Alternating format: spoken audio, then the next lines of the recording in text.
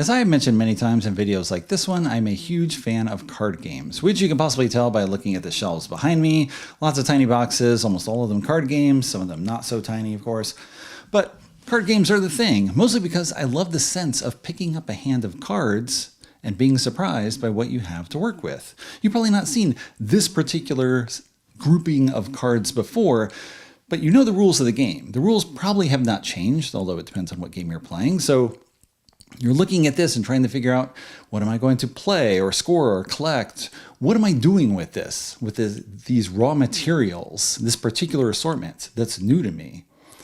So when Amigo reached out to see whether I was interested in trying 3 Chapters, a game by Joe Hout for 2 to 6 players that's out in Germany, that'll be out in English in the first half of 2025, I said, yes, please. Be happy to try it. I've now played 5 times on this review copy with 3, 4, and 5 players. Let me tell you how the game works. 3 Chapters consist of a deck of 50 cards and point tokens in 3 types: stars, hearts, and gems.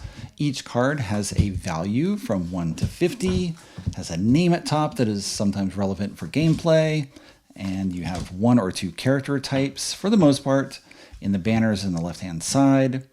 Most cards also have an ability box at the bottom.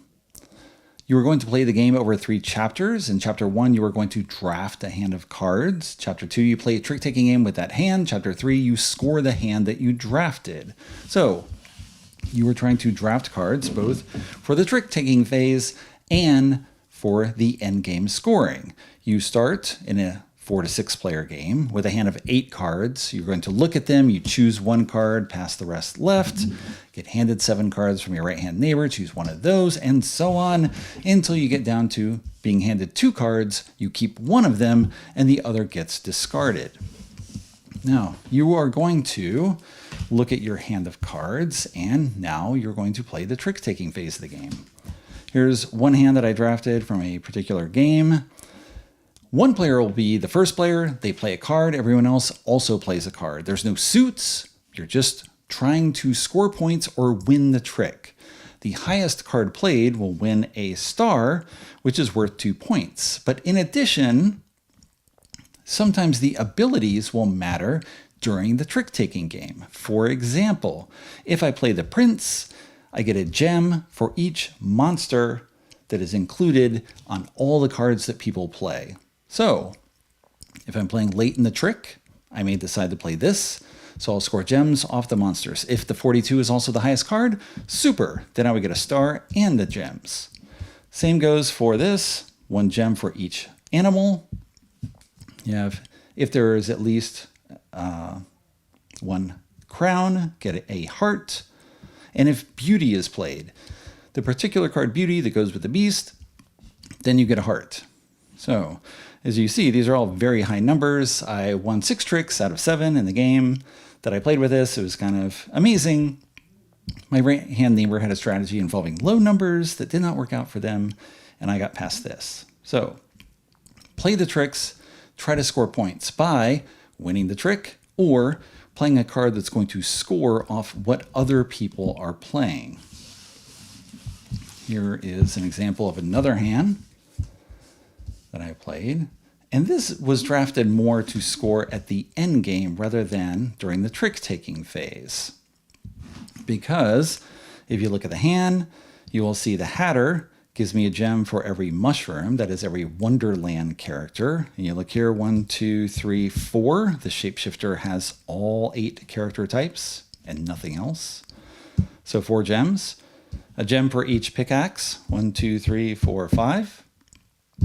If with Tweedledum, okay, get a heart. I didn't have that, but he scored for both the mushroom and the pickaxe, and maybe Tweedledum will be played during the trick, and I can play this, and then we'll both score for our cards together. Okay, if you didn't win any tricks, take 2 stars. That seemed like my goal here, because this isn't really scoring much. Your stars are worth 1 point more. Okay, so if I get those 2, then they're actually 3 points each. This has a pickaxe, which goes with this. This is sort of the outlier. If this is the last card played in the trick, get a heart. If it's the lowest card, get a heart. So possibly I got hearts off that. It's got a mushroom as well. So this is drafted both for endgame scoring, where I'm trying to work everything together to maximize the score for my hand, but also score during the round. Because again, if there's a bunch of pickaxes played, play this, mushrooms, play this just so I don't win with Tweedledum, right? If the player to my left is going first, then I'm going last, so I at least get 1 heart. All right. So you're scoring both during the trick-taking phase and at the end of the game, because whoever wins the trick collects the star, but each player keeps their own card. You just slide that in front of you, you turn it face down, and continue playing. At the end of the game, whoever has the most points wins. Gems are worth a ½ point each, and if you have a ½ point left over, as in this case, then you throw it away. So 2, 4, 6, 7, 8, plus 3 more, 11. This is garbage. Your score is 11. As I mentioned, I played through chapters 5 times on a review copy from Amiga with 3, 4, and 5 players. The 3-player game works a little differently in that you're dealt 8 cards like normal, draft until you've drafted 4 cards, again passing them around, and then with the remaining 4 cards, you discard them and are dealt a new hand of 8, and you draft 4 again. So collectively, you've seen 48 of the 50 cards, pretty much everything. You have 8 cards in hand instead of 7. So in general, you're going to score more from your hand because you've got 1 extra card to try to just combo together a little bit more. The downside is that in the trick-taking phase, it's less likely that you're going to score there because there's only 3 cards being played into the trick. So you'll play something that scores based on crowns. At most, there's 3 crowns out there. I forget whether that card has a crown on it itself. Some cards score only for each other type, so it doesn't even count itself. So there's less scoring in the trick-taking phase in the 3-player game. It's much more like you're just trying to win tricks, which you have slightly better odds at because there's only 3 people, but you're doing less of the actual comboing of things together. So it feels like you're getting a little less of both elements, and the important element is now just the scoring of your hand at the end rather than trying to do both.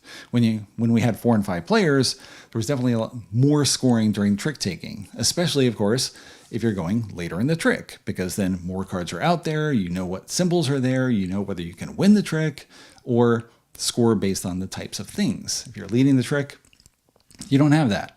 You can still do well, as I did in that hand where I ended up drafting a ridiculously number of high-value cards, where I won 6 of the 7 tricks. So cool, that's 12 points on its own. You can vary a lot your strategy depending upon what people are passing you and just what cards you start off with, right? As with many drafting games, you get something that's like an engine. You want to work together and try to maximize the score of whatever you're doing. But you only have 7 cards, or 8 in a 3-player game, so you don't have a huge range with which to work, right? There's chance elements for what's being dealt, because you'll see fewer cards in a 4-player game or 5-player game. Haven't tried 6 yet, where you'd have 48 cards all going around the table. That'll come in time. So the 4 and 5-player game hit me better because it felt like more of a balance where you're trying to score both ways, and trick-taking and the end game. And what's weird is when you're drafting, you can think about scoring in different ways. Like you have the dragon and the princess card. So the princess scores points if matched with the dragon. Okay? So I could draft both those cards, and then I know I'm going to get that bonus off the princess. But when I play the princess, I don't get anything. And it's not a very high-value card, so I'm probably not going to score. Do I want that? Do I want to pass the dragon, keep the princess myself, wait for someone else to play the dragon, and then score off that? So that's only 1 card out of my hand of 7 or 8 instead of 2 cards. So you can play chancier where you're trying to match other people. You see the card pass by and you're going to say, hopefully we can make it into the same trick. Doesn't always work because, of course, maybe you play before them and they decide not to play that card. They don't want you to score the bonus off your princess, so they'll play something else. They get nothing out of playing the dragon. Some cards partner more together, Tweedledee and Tweedledum, give a heart when both of them are in play, so you're often trying to match with someone else. Or again, you're just trying to do it yourself. And they're both Wonderland characters. Maybe you got the card that scores off the mushrooms. Trying to put it all together. So do you want the sure thing? Draft the combo cards and pair them together, especially the linked cards, or do you want to take a chance and then score other ways? It's an interesting mix of powers here. One thing I didn't mention, do I have some cards here to show that?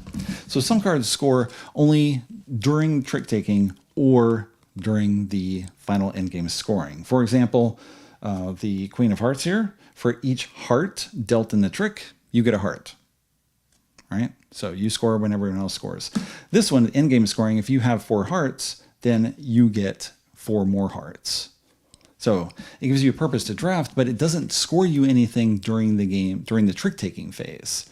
There's only these one-shot cards, similar to the one I showed before, getting a heart if you're the last card or the lowest card, or get 2 hearts for both. So put those combos together. Now, the 2-player game, haven't tried. You're dealt 8 cards. You choose a card for yourself and for a pile to your right, controlled by a dummy player. Your opponent's doing the same. So you're going to draft 4 times, right? 4 cards in each pile, yours and the dummies. And then you get another 8 cards and you do it again. Then you shuffle the cards for the dummy player and you'll just turn over something at random into the trick. So the dummies may win the trick, which means you or your opponent doesn't. They just pull points out of the game, but they put 2 cards into play at the proper time. I would lead, the dummy would go, you would go, and then this dummy goes. And it gives you more cards to try to combo with during the play, but of course, it's all random, or sort of random. I mean, you know what's in one pile. You just don't know the order that things are coming up in. Maybe it's interesting, but I'm not generally a fan of dummy players.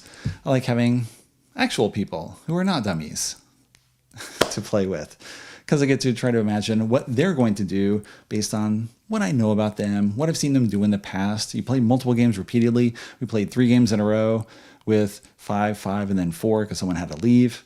And it was good just to play again repeatedly with the same people, because now you're looking for different things, or you see what someone likes to do, or someone tries a different strategy. It just gives you more variety, which is the whole point of a card game anyway, right? You get the hand of cards, you try to do something with it. It's going to take maybe 20 minutes to play, and then you can do it again. Try some other new combo. It's only 50 cards, but they combo together in a lot of different ways. So maybe you can explore in the future. I forgot to mention one element about 3 chapters that bugs me, and it seems like an odd situation with the design, in that stars are worth 2 points, hearts are worth 1 point, and gems are worth half a point. And you need 2 gems to score, as it spells out here in German, and 1 gem on its own is worthless. Why do you have this? Why not have stars worth 4 points, hearts 2, gems 1?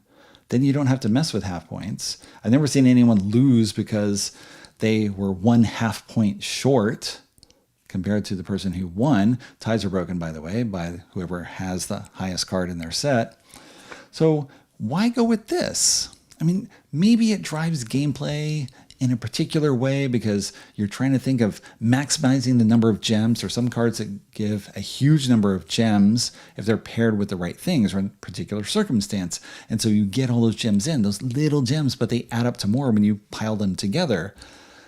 But it would work the same if you have scores 4, 2, and 1, or point value 4, 2, 1. I get lots of 1s, and it's going to be better than getting the 4. I don't know why they did that. Why they had the half point, which leads to more text and confusion, as you have to be sure to tell people it's only half a point. You don't get that, blah, blah, blah, if it's not matched. Just make things cleaner. 4, 2, 1, done.